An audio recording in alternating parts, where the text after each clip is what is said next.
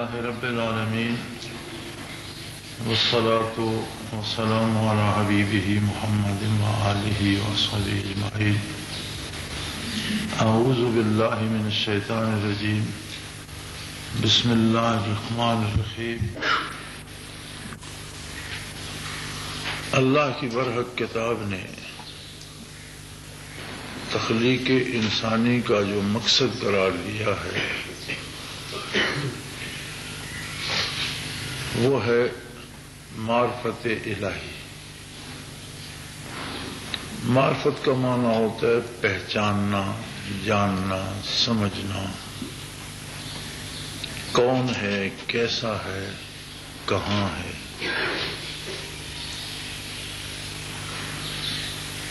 اللہ کریم جل شانہ کے بارے یہ سوال ہمیشہ جواب طلب ہے، اللہ کیسا ہے، اللہ کہاں ہے، کون ہے اللہ۔ بے شمار صفاتی جوابات اس میں قرآن حکیم میں موجود ہیں۔ اللہ وہ ہے جس نے سب کو پیدا کیا، وہ ہر جگہ موجود ہے۔ اللہ وہ ہے جو سب کو رزق دیتا ہے، جو ساری کائنات کا خالق ہے، جو دوبارہ پیدا کرے گا، جو حساب کتاب لے گا، جس نے جنت دوزخ بنائی۔ یہ سارے جوابات موجود ہیں، لیکن یہ سارے مختلف حوالوں سے ہیں، اس لیے کہ قرآن حکیم ہدن للناس ہے، اولاد آدم کی رہنمائی کے لیے ہے، سب کو بتانے کے لیے۔ مومن و کافر سب کو دعوت دیتا ہے اللہ کی طرف، اور جو بات زبانی بتائی جا سکتی ہے وہ وہی ہے جو قرآن حکیم نے ارشاد فرمائی، جو حدیث شریف میں ارشاد فرمائی۔ لیکن کیا علم کے ذرائع صرف حواس خمسہ ہیں؟ کیا بات کر کے ہی بات بتائی جا سکتی ہے، بیان کر کے ہی بتائی جا سکتی ہے، یا کوئی اور ذریعہ علم بھی موجود ہے؟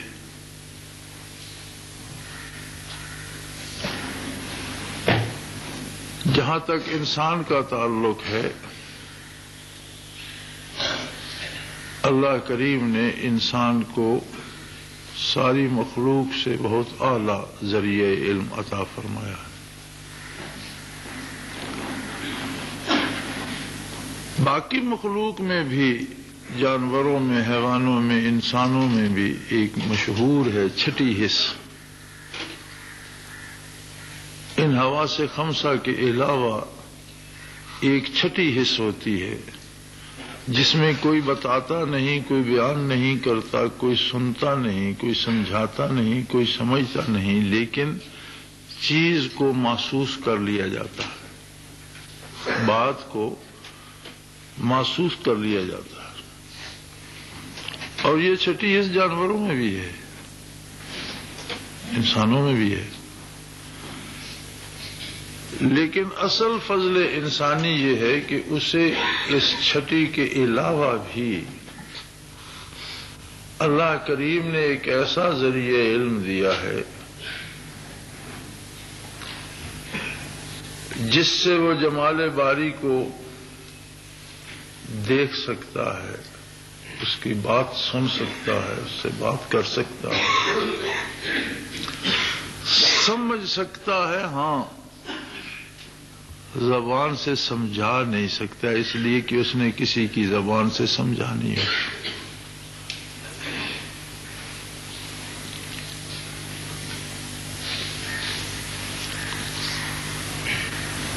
حضرت مریم نبی نہیں تھی، لیکن قرآن حکیم میں موجود ہے، اللہ کریم نے فرمایا کہ ہم نے مریم سے کہا کہ باہر نکل جاؤ، اس درخت کو، کھجور کے درخت کو ہلائیے، کھجوریں گریں گی، وہ کھائیے۔ اور بھی متعدد مقامات پر غیر نبی پر بھی کلام الہی کے القاء کا ثبوت ملتا ہے. غیر نبی پر جو کلام القاء ہوتا ہے وہ وحی الہی نہیں ہوتا. موسیٰ سے بات کی اللہ کریم نے کہ موسیٰ علیہ السلام کو صندوقچے میں ڈال کر دریا میں ڈال دو.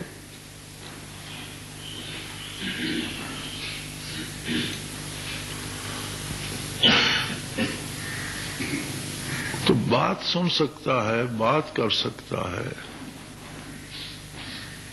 جمال الہی سے سیراب ہوتا ہے، لیکن اس سب کو بیان نہیں کر سکتا، اس لیے کہ وہ کسی سے سن کر نہیں سمجھ رہا ہوتا. سننے اور دیکھنے سے بالا تر ایک ذریعہ علم ہے جو صرف انسان کے پاس ہے، اور جب وہ ذریعہ علم بروئے کار آتا ہے، استعمال کرتا ہے انسان اسے، تو پھر ان سوالوں کے جواب پا لیتا ہے کہ اللہ کون ہے، کیسا ہے، کہاں ہے. ہوتا یہ ہے کہ یہ ذریعہ علم دب جاتا ہے ہمارے ظاہری حواس کے نیچے.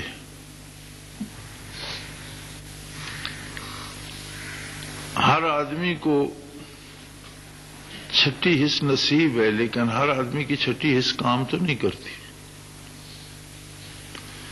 اس لیے نہیں کرتی کہ یہ جو 5 حواس خمسہ ہیں یہ اس پر اس قدر مسلط ہو جاتے ہیں،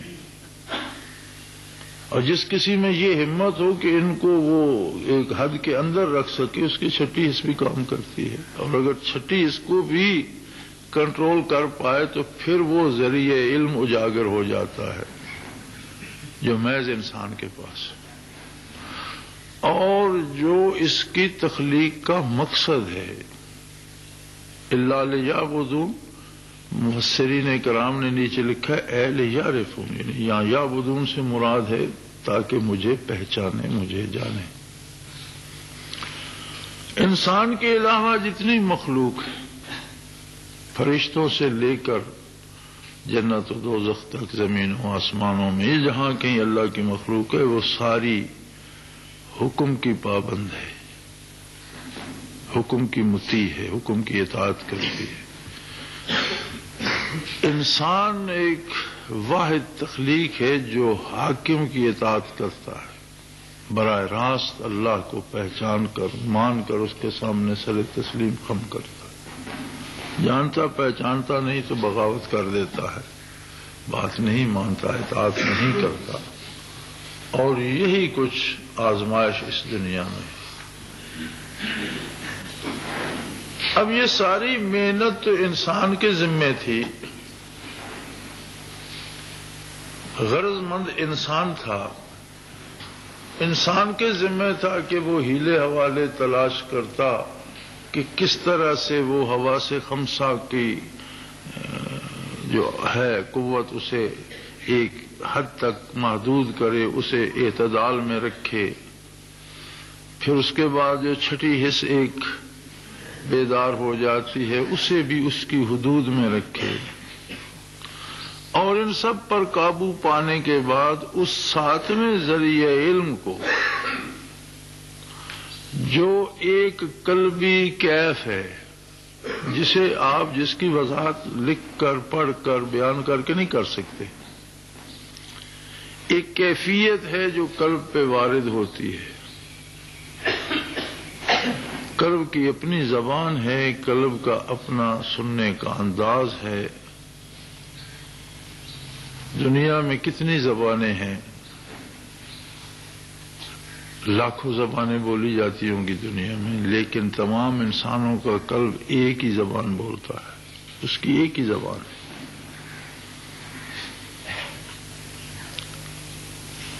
اور آپ کسی زبان میں بات کریں، قلب کو سمجھنے کے لیے اس کا مفہوم چاہیے، وہ اس تک پہنچ جاتا ہے، وہ اخذ کر لیتا ہے. اسی لیے آپ دیکھتے نہیں بارگاہ خداوندی میں آپ پنجابی میں دعا مانگ رہے ہیں، ایک اردو میں مانگ رہا ہے، ایک پشتو میں مانگ رہا ہے، ایک انگریزی میں مانگ رہا ہے، کسی اور زبان. دنیا کی بے شمار زبانیں ہیں، اور اور ہر ملک کا شہری اپنی زبان کے مطابق اپنے لہجے میں اپنی زبان میں دعا مانگ رہا ہے، تو وہاں کیا ان حروف کا کوئی اعتبار ہے؟ نہیں۔ اس کے قلب کی زبان بھی وہی ہے جو آپ کے قلب کی ہے، اور جو کچھ قلوب میں ہے وہ کیف بارگاہ الوہیت میں پہنچ رہا ہے۔ یہی حال برزخ میں کلام کا ہوتا ہے۔ اگر کسی کو نصیب ہو تو دنیا سے جانے والے لوگوں کی سب کی زبان یہ تو نہیں تھی جو ہماری ہے، لیکن برزخ میں ان سے کیسے کلام کی جا سکتی ہے؟ اس لیے کہ برزخ کی زبان قلب کی زبان ہے، اور وہ ساری دنیا کی ایک۔ تو قلب کی یہ کیفیات بیدار کرنا، یہ ذمہ داری انسان کی تھی کہ اپنے لیے ایسا ماحول پیدا کرتا، ایسے ذرائع اور وسائل پیدا کرتا کہ یہ جو مادی ذرائع ہیں حصول علم کے، ان کی قوت کچھ کم ہوتی، قلبی کیفیات بیدار ہوتی، اور پھر وہ اللہ جل شانہ کی معرفت کی طرف بڑھتا۔ لیکن وہ ایسا کریم ہے کہ اس نے زبردستی اور حکمن ایسے کورس رکھ دیے جو انسان کو یہ نعمت عطا کرنے کا سبب بنتے۔ غرض مند انسان تھا، انسان کے ذمے تھا، چونکہ غرض مند انسان تھا تو اسے چاہیے تھا کہ ایسے اسباب تلاش کرتا، ایسے کام اختیار کرتا، ایسے مواقع بناتا کہ یہ چیزیں اسے حاصل ہوتی۔ لیکن اس کریم نے اپنی طرف سے لازم کر دیا انسان پر کہ روزانہ کی 5 دفعہ فرض عبادت، 5 دفعہ کی حضور الہی میں حاضری، پاک صاف لباس پاک، باوضو ہو کر، متوجہ اللہ ہو کر، ساری دنیا سے کٹ کر صرف اللہ کی حضور بات کرنا، گزارش پیش کرنا، رکوع و سجود کرنا۔ پھر سال میں رمضان المبارک کا مہینہ مقرر کر دیا کہ باقی 11 مہینے تو حلال حرام کی قید ہے کہ حرام کے نزدیک نہ جاؤ، حلال چیزیں کھاؤ پیو۔ یہاں آ کر حلال پر بھی پابندی لگ گئی، یعنی ایسا بندہ ایسا بے اختیار ہو جاتا ہے کہ اس کا سارا پروگرام دست قدرت میں چلا جاتا ہے۔ اب وہ پانی کا گھونٹ بھی نہیں پی سکتا، حلال روزی بھی نہیں کھا سکتا، پابند ہے حکم الہی کا۔ جب اجازت ہوگی تب کھائے گا، جب اجازت ہوگی سوئے گا، جب حکم ہوگا اٹھ جائے گا۔ پھر اس کے ساتھ بے شمار رحمتیں وابستہ کر دی رمضان المبارک کے ساتھ، اور ایک دن کا روزہ یا ایک رات کا قیام زندگی بھر کے گناہوں کی بخشش کا سبب بنا دیا۔ گناہوں کی بخشش کیا ہوتی ہے؟ یہ 2 جمع 2 نہیں کرتے رہنا چاہیے۔ ہماری احباب اکثر علماء حضرات اسی میں لگے رہتے ہیں، اتنے نفلوں کی اتنی حوریں مل گئیں اور اتنے نفلوں کے اتنے محل مل گئے۔ یہ محل اور حوریں کوئی حیثیت نہیں رکھتی، یہ آدمی کے مرتبے کے مطابق ساری نعمتیں اسے نصیب ہوتی ہیں۔ اصل بات یہ ہے کہ کیفیات قلبی کے اعتبار سے وہ کتنا قرب الہی حاصل کر سکا۔ اب جو جتنے قریب ہوگا اس کی رہائش اتنی عظیم اور اس کے لیے انعامات اتنے وسیع ہوں گے۔ آپ سرکاری عہدیداروں کو دیکھ لیں، اب جو ڈپٹی کمشنر کو نصیب ہے وہ اسسٹنٹ کمشنر کو تو نہیں، لیکن اگر کوئی کمشنر بن جاتا ہے تو اس کے وسائل، اس کی رہائش، اس کی سہولتیں اور ہیں۔ کوئی سیکٹری بن جاتا ہے تو اور ان میں اضافہ ہو جاتا ہے، وزیر بن جاتا ہے تو اب وہ ڈپٹی کمشنر تو سوچ بھی نہیں سکتا جو سہولتیں اس کے پاس ہیں۔ تو یہ سہولتیں اس عہدے اور مرتبے کے ساتھ متعلق ہیں۔ اگر تو سجدے بھی کرتا رہا، عبادتیں بھی کرتا رہا اور دل صاف نہیں ہوا اس کا مطلب ہے کوئی مقام تو ملا نہیں، حور و قصور کہاں ملیں گے؟ صرف سجدوں کی گنتی مقصود نہیں ہے، نہ کرنے سے تو کرنا بہرحال بہتر ہے، لیکن اگر کیا جائے تو اس کام کا کم از کم پتہ تو ہو کہ اس کا حاصل کیا ہونا چاہیے۔ اسی طرح صلاۃ خمسہ سے آگے رمضان المبارک مقرر کر دیا، پھر رمضان المبارک میں بے پناہ رحمتیں لٹائیں، بے پناہ محبتیں، بے پناہ شفقتیں تقسیم کی، اور اس میں پھر اعتکاف کا عشرہ مقرر کر دیا کہ نماز میں بھی آدمی کائنات سے کٹ کر ایک تکبیر کے ساتھ متوجہ اللہ ہو جاتا ہے، کسی کی بات سننی نہیں، کسی سے بات کرنا نہیں، کسی کو دیکھنا نہیں۔ رمضان میں بھی ہر بندہ ذاتی طور پر اللہ کے دست قدرت میں اس کا پروگرام ہوتا ہے کہ کب کھانے کی اجازت ہے، کب پینے کی، کب سونے کی۔ اعتکاف میں بالکل گھر والوں سے بھی کٹ کر، خاندان بیوی بچوں سے بھی کٹ کر الگ ایک گوشے میں بیٹھ جاتا ہے متوجہ اللہ۔ اور یہ گنتی کے 10 دن ہیں، اعتکاف اس بندے کو بیٹھنا چاہیے جسے 10 دن کسی قسم کی فکر نہ کرنی، اور جس نے اعتکاف میں بیٹھ کے بھی صبح شام رک کے لکھتے رہنا ہو کہ فلاں دال بک گئی کہ نہیں، فلاں بنولا خرید لیا کہ نہیں، فلاں سے پیسے وصول ہوئے کہ فلاں کو دے دیے کہ نہیں، تو وقت ضائع کر رہا۔ اعتکاف کا مقصد یہ نہیں ہے کہ آپ زبان بند کر لیں اور دل دنیا میں ہی رہے اور آپ اپنا وجود مسجد میں رکھیں، یہ مقصد نہیں ہے۔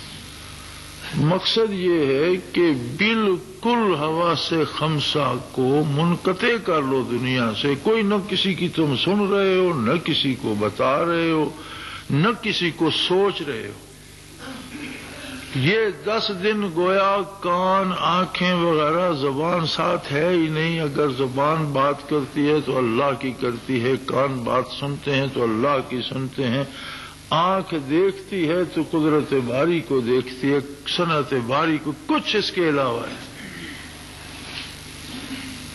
تاکہ وہ کیفیت بیدار ہو، وہ قوت بیدار ہو جو درون دل ان سب کے نیچے دب گئی تھی۔ اور قرب الہی کی کوئی انتہا نہیں ہے، اس لیے کہ اللہ کی کوئی حد نہیں ہے، اللہ محدود نہیں ہے، کسی حد میں اس ذات کو قید نہیں کیا جا سکتا، وہ حدود سے بالا تر ہے، اس لیے قرب الہی کی بھی کوئی حد نہیں ہے۔ آقا نامدار صلی اللہ علیہ وآلہ آلہ وسلم مخلوق میں بے مثل و بے مثال، سب سے اعلیٰ، سب سے برتر، آپ بھی ہر سال اعتکاف فرمایا کرتے۔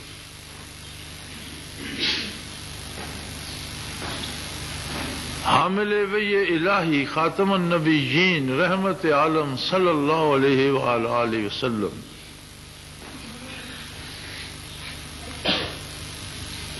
اس لیے کہ خلوت میں سرگوشیاں کرنے کی لذت اپنی ہوتی۔ اعتکاف کے 10 دن ایسے ہیں کہ بندہ ہے اور رب العالمین ہے، کوئی تیسرا درمیان میں نہیں ہے، نہ بندہ کسی تیسرے کو درمیان میں لائے، نہ کسی کو سوچے، نہ کسی کو پوچھے، نہ کسی سے بات کرے۔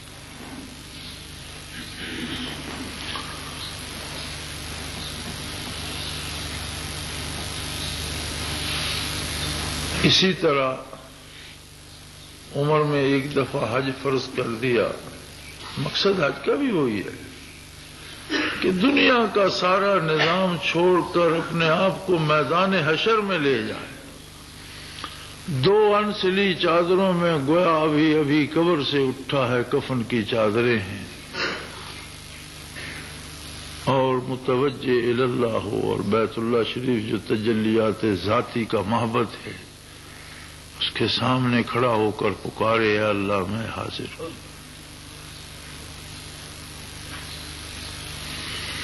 تو یہ سب کچھ کرنے کے بعد اگر ہم پر دنیا ہی غالب رہے پھر ایک مشقت ہے جو ہم اٹھا رہے ہیں. جیسے بعض لوگوں کے بارے حدیث شریف میں ارشاد ہے کہ یہ کام جو کرتا ہے اس کا روزہ صرف یہ ہے کہ بھوک اور پیاس برداشت کرتا ہے، اس کے علاوہ کچھ حاصل نہیں. اسی طرح عبادات بھی محض مشقت بن جاتی ہیں. ہر عبادت کی روح یہی ہے کہ کوئی ذرہ، کوئی قطرہ، کوئی کرن معرفت الہی کی نصیب ہو. ہر قیام میں، ہر رکوع میں، ہر سجود میں، ہر روزے میں، ہر تراویح میں، ہر قدم پر. اور یہ سب کچھ اس طرح کرنا ہے کہ اس عالم آب و گل میں رہنا ہے. اس کی اپنی ضرورتیں ہیں، اس کے اپنے موسم ہیں، گرمیاں سردیاں ہیں، دوستیاں دشمنیاں ہیں، نفع اور نقصان ہے. عجیب بات ہے کہ اس سارے کو بھی کرتے رہنا ہے اور اس کیفیت کو بھی قائم رکھنا ہے.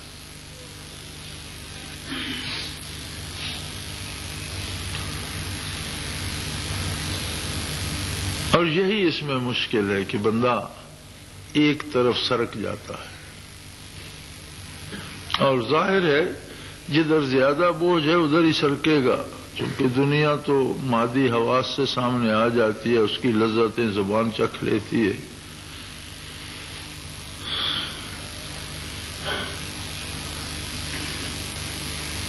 تو کمال انسانی یہی ہے کہ اس کا مادی وجود تو دنیا اور کاروبار دنیا کے ساتھ منسلک ہو، لیکن اس کا قلب بارگاہ الہی میں حاضر ہو.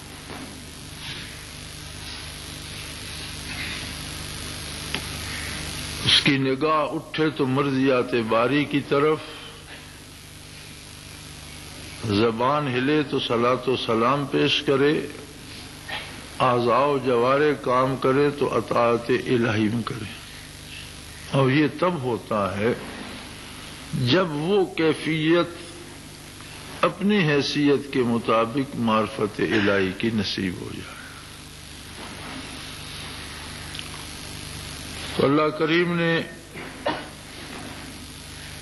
آپ پر احسان فرمایا، اس نے رمضان المبارک کی یہ مبارک ساعتیں اور اس میں اعتکاف کرنے کی توفیق عطا فرمائی. کسی لمحے کو ضائع نہ جانے دیجیے. یہ 10 دن یہ سمجھیے کہ آپ کا دنیا میں کوئی نہیں، کچھ بھی نہیں. ساری فکر چھوڑ دیجیے. ہر ایک کا اللہ مالک ہے، مال جان اولاد سب کا وہ مالک ہے. اور اگر زیادہ فکر ہے تو اعتکاف مت بیٹھو، فرض تو نہیں ہے، سنت ہے.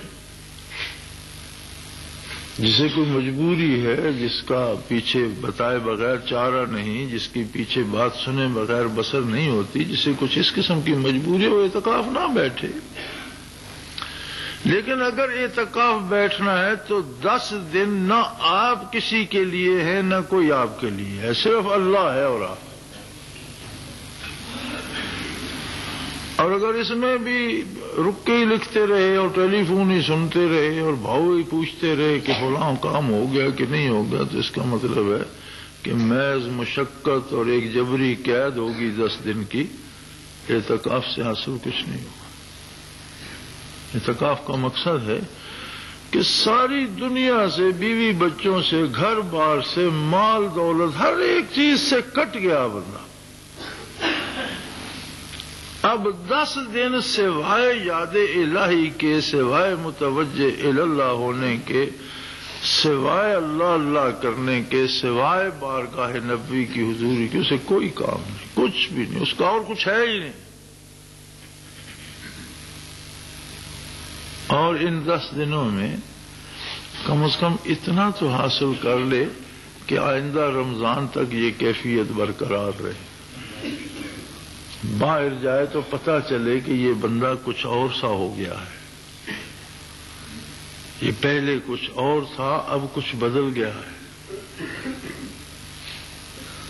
اور اگر 10 دن کی یہ قید با مشقت کاٹ کر جائے اور پھر وہی مار دھاڑ اور وہی چوری چکاری اور وہی جھوٹ اور وہی ہیرا پھیری، تو اس کا مطلب ہے ویسے ہی 10 دن اولاد میں رہا اور پھر آ گیا۔ کردار پر اعتکاف کا رنگ نظر آنا چاہیے، افکار پر اس کا رنگ جمنا چاہیے، اور یہ تبھی ہوگا کہ جب یہ 10 دن پورے خلوص کے ساتھ اور پوری توجہ کے ساتھ بس ایک طرف یکسو ہو جاؤ، اور پھر دیکھو کہ اس خود فراموشی میں بھی کتنی لذت ہے۔ اس کی اپنی لذتیں ہیں، اس کی اپنی انعامات ہیں، اس کی اپنی کیفیات ہیں، اور ہر بندے کی اپنی کیفیت ہوتی ہے۔ اگر کسی ایک قبر میں 50 مردے دفن کر دو، ان میں کوئی کافر ہے، کوئی مومن ہے، کوئی نجات میں ہے، کوئی عذاب میں ہے، تو سب اپنے اپنا حال بھگتتے رہیں گے، ایک کا حال دوسرے پہ غالب نہیں آتا، ہر ایک کا اپنا حال۔ یہی حال زندہ انسانوں کا ہے۔ ایک شہر میں لاکھوں لوگ بستے ہیں، ہر بندے کی ایک اپنی کیفیت ہے۔ ایک گھر میں 20 لوگ ہوتے ہیں، ایک چھت کے نیچے کتنے لوگ ہوتے ہیں، لیکن ہر متنفس کا حال اپنا ہے۔ اسی طرح ہر بندہ اپنی استعداد، اپنی حیثیت، اپنی طلب کے مطابق کیفیات پاتا ہے، لیکن اسے خالی تو نہیں ہونا چاہیے۔ اب خالی بھلا اللہ کی بارگاہ سے کو کیوں جائے گا؟ اللہ کریم جب عطا فرماتا ہے تو یہ تو اس کی شان کے بعید ہے کہ یہاں اگر 500 بندے بیٹھے ہیں تو 495 کو دے دے اور 5 کو چھوڑ دے، وہ تو ایسا نہیں کرے گا۔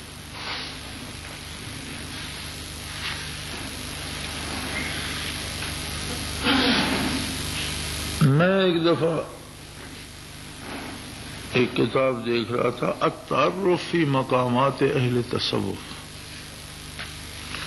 اس میں انہوں نے مختلف لوگوں کی، اللہ کے بندوں کی کرامات کا تذکرہ فرمایا ہے۔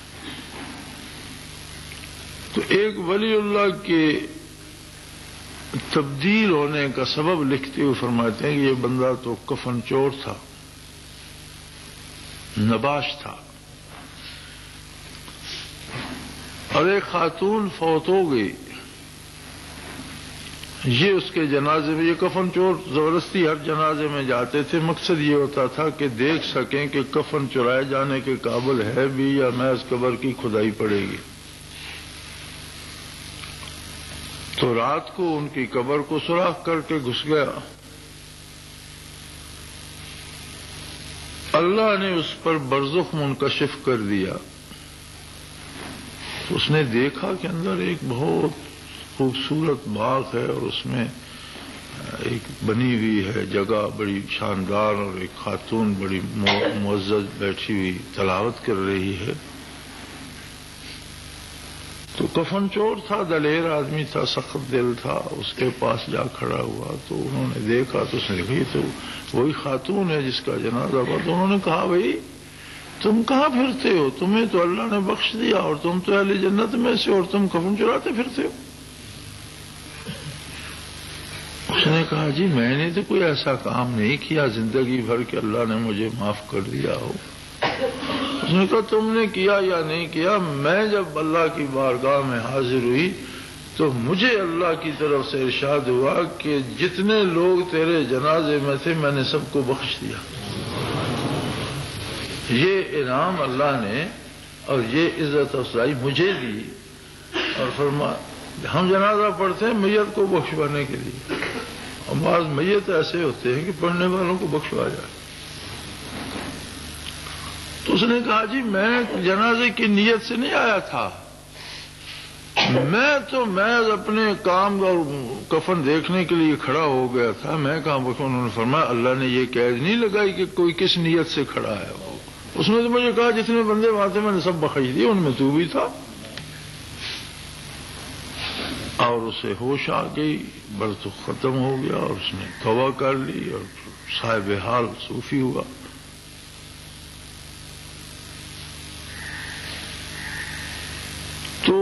اللہ تو جب دیتا ہے تو یہ نہیں کہ یہ ایک کون کھڑا ہے، وہ سب کو دیتا ہے۔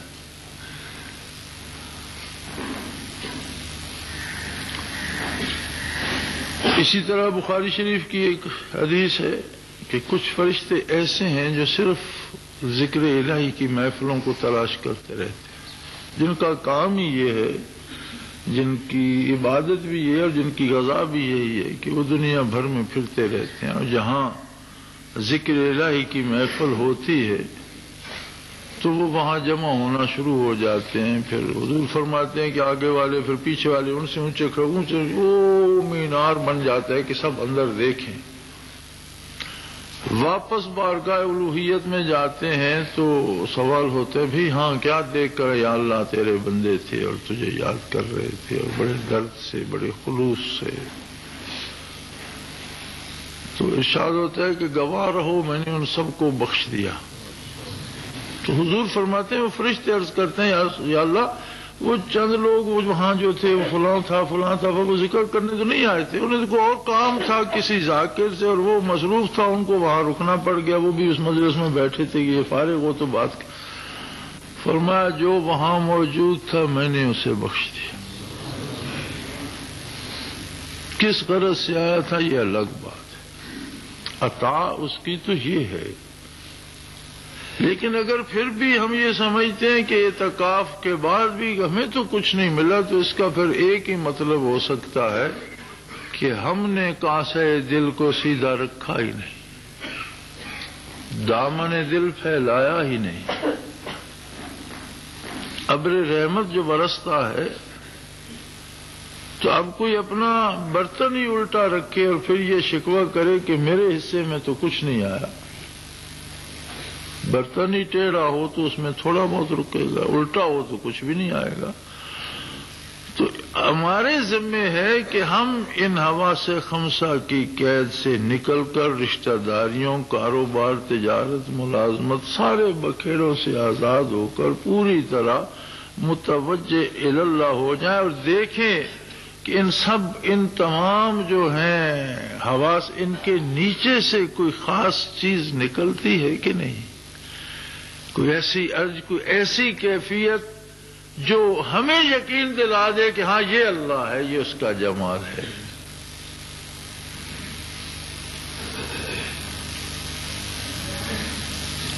اور یہی مقصد تخلیق انسانی ہے، یہ اس کا کرم ہے کہ اس نے انسان کو گھیر گھار کر زبردستی ایسے مواقع دیے جن میں وہ معرفت الہی کو پا سکے۔ اب اس سے بڑا کرم کیا ہوتا ہے؟ غرض مند تو انسان تھا، اس بے نیاز کو تو کوئی غرض نہیں تھی، اس نے حکماً پھر ان مواقع پہ اب اعتکاف کی جو اس پہ جو رحمتیں اور جو شفقتیں اور جو مغفرتیں نازل ہوتی ہیں معتکف پر، ان کا کوئی حد و حساب نہیں۔ اور سے صرف جو لیلۃ القدر نصیب ہوتی ہے اس کا کوئی حساب نہیں ہے۔